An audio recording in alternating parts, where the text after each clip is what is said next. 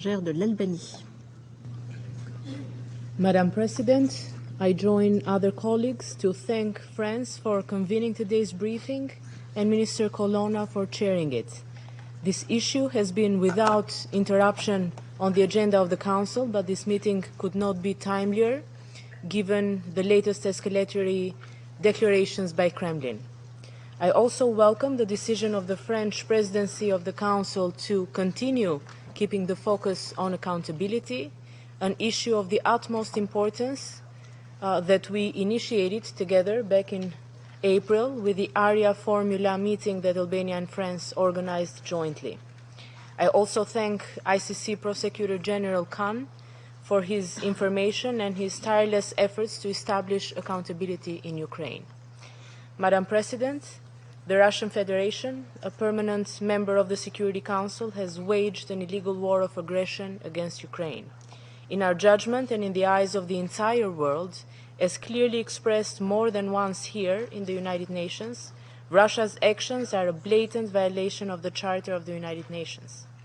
Let's not forget that the highest international justice body, the International Court of Justice, has ordered Russia to suspend its military operation in Ukraine. International law is the same and mandatory for all. Russia has unfortunately chosen to openly and continuously ignore it. The very principle and belief upon which the UN was founded was that the only way to prevent war was through universal norms and laws accepted by all in the new post-World War II order. In the decades since, despite the challenges and difficulties, we have all managed to strengthen and expand the reach of international law and multilateral cooperation, and we have agreed that no one can stand above the law. We had hoped that the world would never again go back to that distant past, but the war in Ukraine and Russia's flagrant attempt to conquer and annex parts of Ukraine's territory are actions reminiscent of the dark days of fascism and Stalinism. And there is much more in what is happening in Ukraine today that is reminiscent of those dark days. Reports and fact-finding missions from the ground, footage the whole world has seen reveal a basic truth about Russia's actions, an appalling criminal brutality against the civilian population.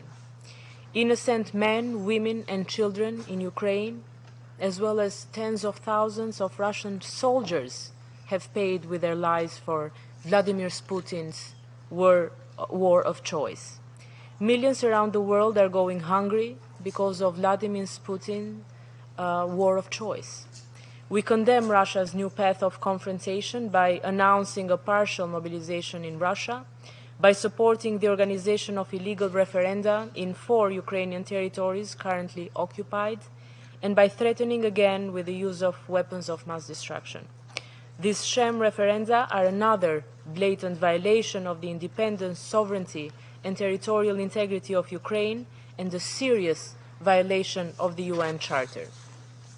We reiterate our unwavering support for Ukraine's independence, sovereignty and territorial integrity, and reiterate our call for Russia to completely and unconditionally withdraw all of its troops and military equipment from the entire territory of Ukraine within its internationally recognized borders. This is why we must galvanize our forces and continue to help Ukraine defend itself. But that is why, too, we must work to guarantee full accountability for what Russia is doing in Ukraine. It is to provide justice, but this is also to prevent future atrocities.